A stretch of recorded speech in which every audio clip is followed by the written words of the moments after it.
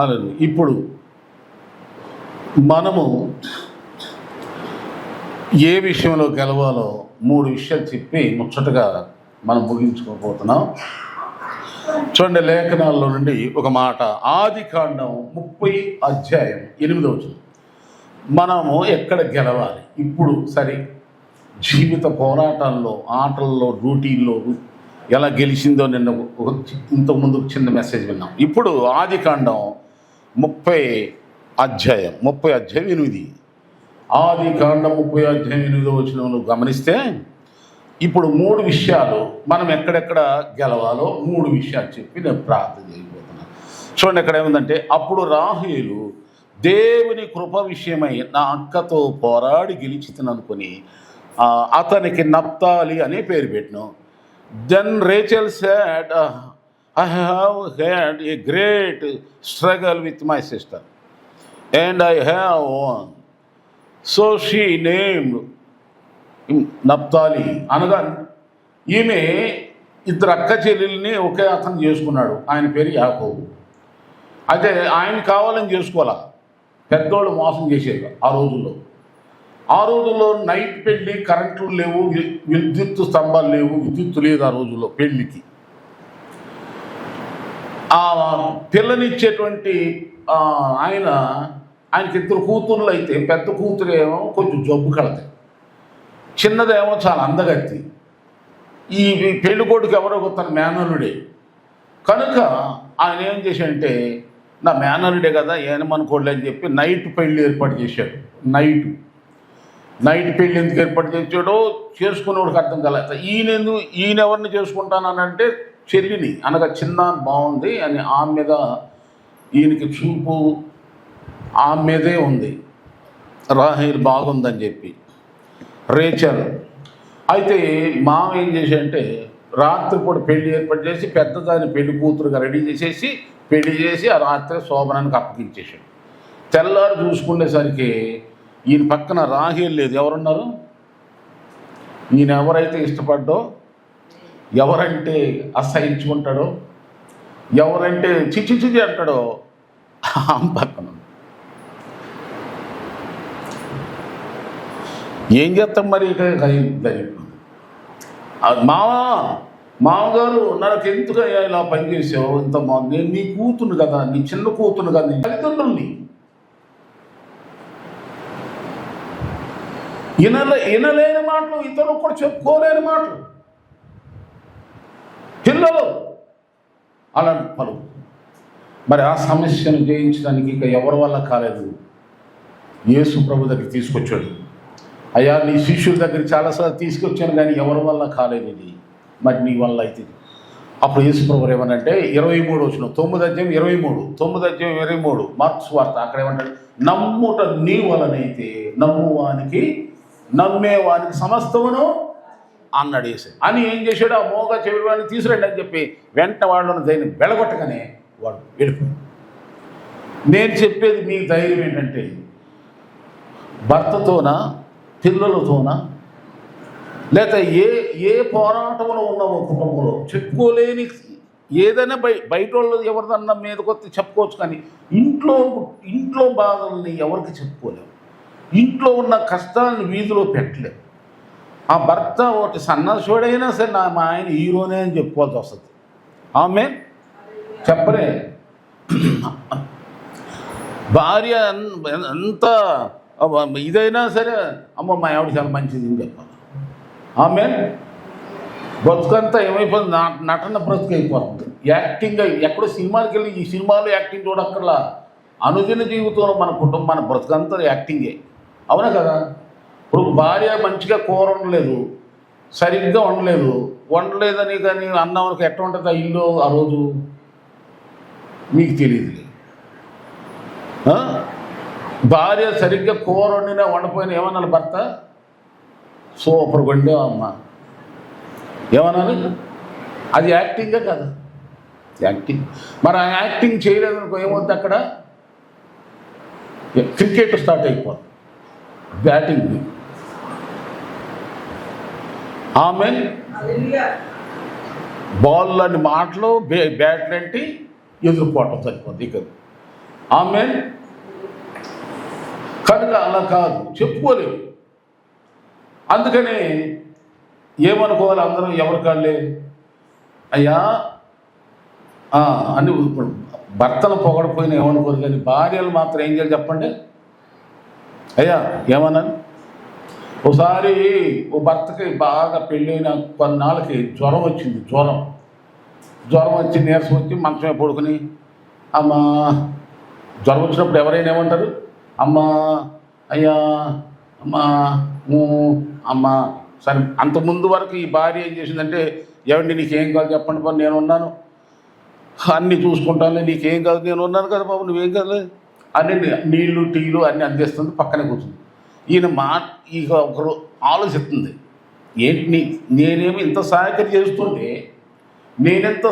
చేస్తుంటే, ఇంత పరిచర్య చేస్తుంటే ఈమె ఇంత పరిచర్య చేస్తుంటే ఈమె మా ఆయన ఎవరిని తలుపుతున్నాడు, అమ్మా అమ్మ, కిచెన్లో నుండి రావట్లే, ఈమె అమ్మా అమ్మా అంటున్నాడు, రాటు. అప్పుడు ఈయన ఇక అనుకున్నాడు, ఊరి పాప నా బతుకు ఏదో తేడా వచ్చింది ఇక్కడ, నా పిలుపులో నా బాధ అని ఎందుకో ఆలోచన వచ్చి అన్నాడు, భార్య గారు భార్యమని వస్తున్నానండి, నీ కోసమేనండి కలుపుతున్నాను అని చెప్పి. ఇక అప్పుడు నుండి అతను ఏం చేశాడంటే, అమ్మా అనే మాట ఆపేసి ఏం మొదలెట్టాడు, భార్య. అమెరికా వాళ్ళు అయితే హనీ అంటారు, మరి ఇండియా వాళ్ళు ఏమంటారో తెలియదు. ఇండియా వాళ్ళు అయితే ఒక్కొక్కడు ఒక్కొక్క పేరు పెట్టుకుంటారు, ఒక్కొక్కళ్ళు ఒక్కొక్క పేరు పెట్టుకుంటారు. ఇష్టం, ఎవరు ఇష్టమండి. ఆమె పెట్టుకోండి, పర్లేదు, మంచి పేరు పెట్టుకోండి, కుక్కో నక్క అని పెట్టమాకండి. దేవుని స్తోత్రం, హల్లెలూయా. అలా చెప్పే నిజంగా నమ్మండి. ఒక భర్తకి నిక్కినేమంట, ఏ కుక్క అంటుంది. నేను ఒక కుక్క బయట ఎక్కడో కుక్కను పిలుస్తుందేమో ఏమనుకున్నా, ఇప్పుడు వస్తున్నాను భాస్కర్ అని వెనక్కి. ఇది కుక్కను కాదు, కుక్కను పిలిచిందా, నువ్వెళ్ళ లేదే భాస్కర్, మీరు ఎక్కడ ఏమే కుక్క, నన్ను మర్చిపోయలేవా ఆ మాట ఇది ఇక్కడ సర్లే బాగున్నాగి అది దూరంగా ఉన్నాం. వచ్చినాక అడిగా, ఏంటయ్యా నిజం చెప్పంటే, ఆమెకి ముద్దు పేరండి, కుక్క విశ్వాసం కలదు కదా, నేను చాలా విశ్వాసంగా ఉంటాను, నాకు ఆ పేరు పెట్టుకుంది. దానికి కుక్కలంటే ప్రేమ ఎక్కువ. ఆమేన్. మంచిది, మీరు అలాంటి పేర్లు ఎవరు పెట్టుకోమాకండి. తర్వాత ఈనండి, గమనించండి, నీ ఇంట్లో ఏ పోరాటమైనా నీవు గెలుస్తావు. చెప్పండి, గెలుస్తావు, ఓడిపోరు. భార్యాభర్తల మధ్యలో సమస్యల, పెనుగులాట్ల, గొనుగులాట్ల, సనుగులాట్ల, ఏం చేయాలో తోచన పరిస్థితి, చెప్పుకోలేని బాధ. ఇదిగో జమీమా అనే ఆమె క్రికెట్ గెలిచింది కాదు, నువ్వు గెలుస్తావు కుటుంబంలో. ఎలా గెలుస్తావు అంటే, నీవు ప్రార్థన చేయి, దేవుని యందు విశ్వాసం ఉంచు, దేవుని యందుకు రా, దేవుని వలన సమస్తం సాధ్యమే అనుకోని నిరుత్సాహపడమాక, కురింగిపోవాక, నా బ్రతికిట్టగా అయిపోయింది, మా పెద్దోళ్ళు నన్ను మోసం చేశారు, నా జీవితానికి సరిపోయిన వాళ్ళు కాదు ఇల్లు అని నిరాశపడమాక. దేవుడు నిన్ను బలపరచునుగాక. దేవుడు తెలుసు నీ ఆశ, నీ అవసరత, ఆయన తప్పకుండా నీ కోరిక తీర్చునుగాక. ఏ పరిస్థితుల్లో కూడా నువ్వు నిరాశ చెందమాక. ముదివి వచ్చు వరకు చంకనెత్తుకుని వాడను నేనే, నిన్ను సృష్టించిన వాడే నీకు భర్త అయి ఉన్నాడని బైబిల్లో చెబుతుంది. కనుక భయపడమాక, ధైర్యంగా ఉండు, నువ్వు గెలుస్తావు. గెలవాలి, ఇల్లు గెలవాలి, ఇంట్లో నీకు మంచి సాక్షి రావాలి. నేను నా ఇంటి వారు యెహోవానే సేవిస్తాం అంటే, ఇంట్లో అందరూ నీ మాటకి లోబడిపోవాలి, ఇంట్లో అందరూ నీ మాటకు లోబడిపోవాలి. చూడండి, 16వ అపోస్తలులు చదవక్కర్లేదు, లూదియా గురించి చదువుతుంటే అక్కడ ఏమంటుంది, ఆమెయు ఆమె ఇంటి వారందరూ, ముందు ఆమె విశ్వాసం వచ్చింది, ఆమెను బట్టి ఇంట్లో అందరూ రక్షణ పొందారంట. అలాగే శరసాల నాయకుడి గురించి చూడండి, అతను మాత్రమే విశ్వాసం ఉంచాడంట, కానీ ఇంట్లో వాళ్ళందరూ రక్షణ పొందారంట. కొర్నేలు గురించి అయితే, కొర్నేలు ఒక్కడే ప్రార్థన ధర్మకార్యం చేస్తున్నాడు, కానీ అతని ద్వారా బంధువులు స్నేహితులు కూడా బంధువులు, స్నేహితులు, ఇల్లే కుటుంబమే కాదు, బంధువులు, రాహువు అనే వేసి ఆమె ఒక్కటే వేగులు అని చూసు. కానీ ఆమెను బట్టి ఇంటి వాళ్ళందరూ, బంధువులందరూ కూడా రక్షణ పొందారు. మరి మన విశ్వాసం ఎలాంటి చెప్పు కనుక నేను చెప్పే మాట, నువ్వు కుటుంబగా నువ్వు సమస్యని గెలుస్తావు. యోసేపు ఇంటిని గెలవలేదా? గెలిచాడా లేదా? గెలిచాడు. నువ్వు గెలుస్తావు, నీ కుటుంబంలో గెలుస్తావు. చూడండి, యుద్ధాలంటే ఎక్కడో లేవు, పోరాటాలంటే ఎక్కడో లేవు, ఫైటింగ్ అంటే ఎక్కడో లేదు, ఇంట్లోనే మానసిక ఫైటింగ్, అంతరంగ ఫైటింగ్. చెప్పుకునేవి కాదు, ఎవరూ తీర్చలేని సమస్యలు. వీటన్నిటిలో నువ్వు గెలుపు పొందాలంటే దేవుడే నీకు దిక్కు, దేవుడే మనకు ఆశ్రయం. ఆమేన్, హల్లెలూయా. ఇక రెండవదిగా చూడండి, రెండవదిగా మనకి ఇక బయట నుండి వచ్చే యుద్ధాలు, వీటిని యుద్ధాలు అంటారు. బయట యుద్ధాలు. నిర్గమాకాండము 17:8 నిర్గమాకాండం 17:8 అమాలేకీయులు వచ్చి రెఫీదీములో ఇశ్రాయేలుతో యుద్ధం చేయగా యెహోవా మోషే తనతో చెప్పినట్లు చేసి అమాలేకులతో యుద్ధమాడెను. మోషే, అహరోను, హూరు అనువారు కొండెక్కారు. ఇది నిర్గమాకాండం 17:8, 10, 11 నేను చదివాను. కనుక ఇక్కడ ఏమిటంటే ఇశ్రాయేలీల కాలంలో యుద్ధం జరుగుతుంది. అమాలేకీయులతో యుద్ధం వచ్చింది వీళ్ళకి, ఇశ్రాయేలీలకి అమాలేకీయులకి. అమాలేకీయులు అంటేనేమో అన్యులు, ఇశ్రాయేలీలు అంటే దేవుని ప్రజలు. మరి యుద్ధం జరుగుతుంది. అయితే దేవుని ప్రజలకి యుద్ధంలో జయము కలగాలంటే మోషే అంటే ప్రవక్త లేదా పాస్టర్ గారు, ఈయనేమో ప్రార్థన చేస్తున్నాడు కొండ మీద ఎక్కి ఏమో మోషే గారు ప్రార్థన చేస్తున్నాడు. ఇజ్రాయేలీలో మిగతా నాయకులందరూ ఏం చేస్తారు? ఫైటింగు చేస్తారు. ఏనండి బయట యుద్ధాలలో నీకు విజయం రావాలంటే బయట పోరాటాలు, దయ్యాలు, దురాత్మలు, ఇంకెత్తుల్లో అవి రకరకాల సమస్యలు వస్తాయి బయట. వీటన్నిటిపైన నీకు జయం కలగడానికి దైవజనుడు ఏం చేయాలంటే నీ పక్షంగా చేతులు పైకి ఎత్తి ప్రార్థన. అమ్మా అక్కడున్నది చెప్తున్నా ఏంటండి, దైవజనుడు ఏం చేయాలి? మీ కొరకు చేతులు ఎత్తి ప్రార్థన చేయాలి. ఇక మోషే ప్రార్థన చేస్తా ఎంతసేపు చేయెత్తుతాడు? ఇక చేతులు బలహీనమైపోతుంటే ఆ పక్కన ఉన్నటువంటి వాళ్ళు ఏం చేస్తారంటే ఈయన చేతులు ఎత్తి పట్టుకుంటారు. అంటే చేతులు ఎత్తితేనేమో ఇశ్రాయేలు అందరూ గెలిపోతున్నారు, ఈయన చేతులు దింపితేనేమో అందరూ ఓడిపోయి శత్రువులు గెలుస్తున్నాడు. శత్రువులు అంటే ఇప్పుడు అర్థం చేసుకోండి, మీరు గెలవాలి, బయట అవ్వాలంటే ఎవరు మీకోసం ప్రార్థన చేయాలి? ఏం చేయాలి చెప్పండి? దైవజనుడు ఏం చేయాలి మీకోసం? అది మామూలు ప్రార్థన, చేతులు పైకెత్తి. అందుకని మీరు ఏం చేయాలి? నా చేతుల్ని మీరు బలపరచాలా, లేకపోతే పడేసి ఎత్తిన చేతులు కూడా లాగేసాను అనుకో, ఎవరు ఓడిపోతారు? ఓడిపోయేది ఎవరు? విశ్వాసులే, క్రైస్తవులే. మీ పక్షంగా పోరాటానికి దైవజనుడు లేదనే మేము కూడా దేవుని పెట్టమే కదా, మా చేయి ఎత్తాం, నేను కూడా సంఘ పెద్దలకు మా చేయెత్తు. మీ చేయి ఎత్తితే సాగదు అక్కడ. మీ పక్షంగా చేయలెత్తి ప్రార్థన చేసేవాళ్ళు ఎవరు రావాలి? దైవజనుడు రావాలి. చాలామందికి సంఘానికి మనం ఇచ్చే కానుకలు లెక్కేసుకుంటారు, కానీ అసలు మన సంఘం ద్వారా దైవజనుడి ద్వారా మనకు దేవుడు ఎన్ని మేలు చేస్తున్నాడు అది గుర్తించుకోరు, దానికి వెలకట్టరు.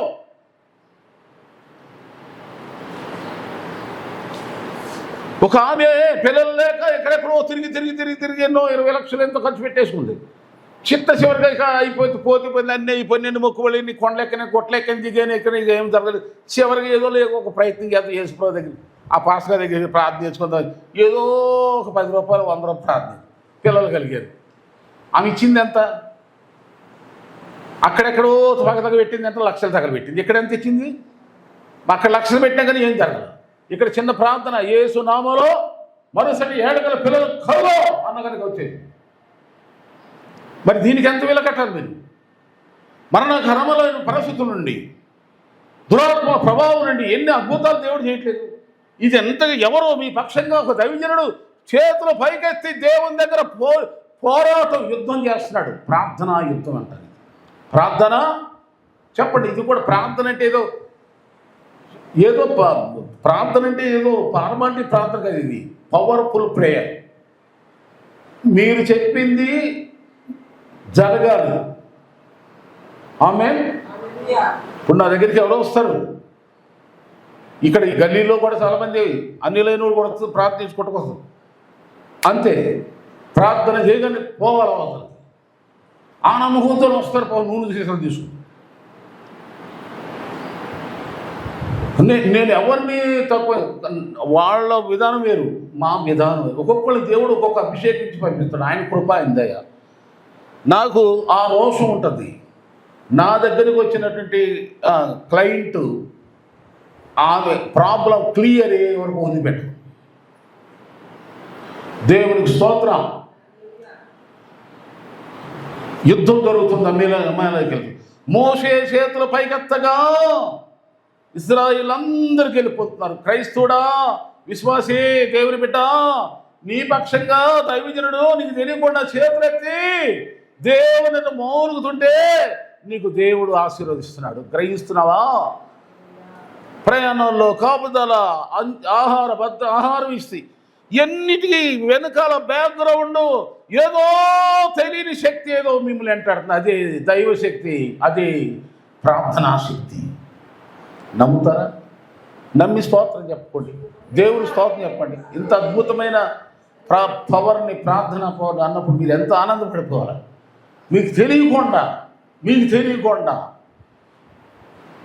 మీ పక్షం కాదు, మిమ్మల్ని ఏ దురాత్ముడు దోసుకోకుండా, ఏ కీడులో హానిలో కూలిపోకుండా, ఏ మరణము వాసన కూడా అంటనివ్వకుండా, మీ చుట్టూ, మీ పిల్లల చుట్టూ, మీ పనుల్లో, ప్రయాణాల్లో దేవుని దూతల భద్రత ఉండాలని చేతులెత్తి దేవుని కానీ అప్పుడు మీకు యుద్ధంలో జయం కలుగుతుంది. యుద్ధంలో మీరు ఎక్కడున్నా జయమే. గెలుస్తారు, మీరు గెలిచారు. దేవుని స్తోత్రం.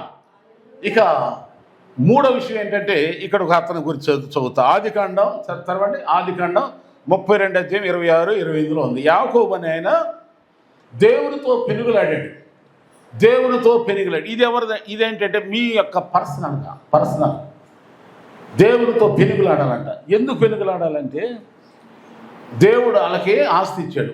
ఇప్పుడు మేము ప్రార్థన చేయగా మీకు అన్ని విధాలు దేవుడు ఆశ్రయించాడు, ఆస్తులతో, అంతస్తులు. ఇప్పుడు మీరేం చేయాలా?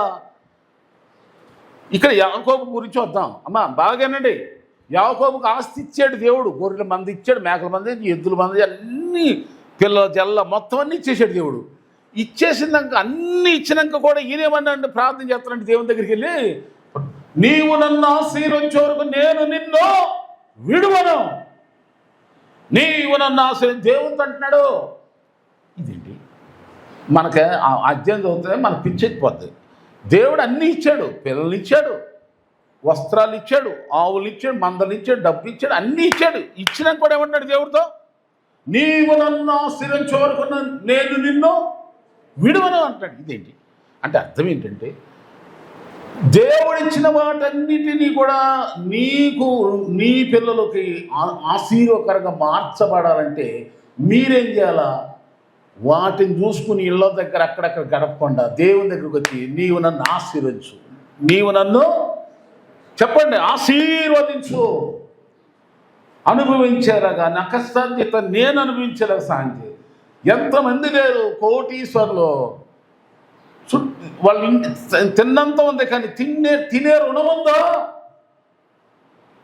ఏదైనా పదార్థం తింటే హై బీపీ చచ్చిపోతాంట, లో బీపీ అంట, షుగర్ అంట, ఎంతో ఖరీదైనటువంటి ఫ్రూట్స్ ఉంటాయి, ఎంతో ఖరీదైన ఫ్రూట్స్. 3000 ఒక కిలో ద్రాక్ష, అంగూరు మనం తింటేనే 50 రూపాయలు 100 రూపాయలు పెట్టి బయట, అలాంటి 3500 అంటే కిలో. ఒక కిలో 3000. అది ఎంత టేస్ట్ ఉంటుందో మీరు ఆలోచించండి. ఆమె ఎంత ఖరీదు. కానీ ఆ కొన్న వాళ్ళకి అవి తింటే ఏమొస్తుందంటే షుగరు ఎక్కువైపోయి చచ్చిపోతారంట. మరి ఎంతున్నా తింటారు, రుణం లేదు.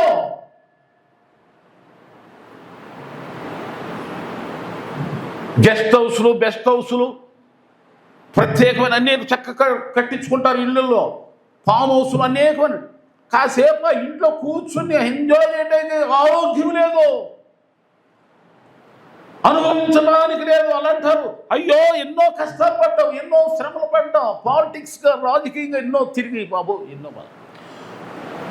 ఒకప్పుడు అలా లేదు, ఇప్పుడు అన్నీ ఉన్నాయి.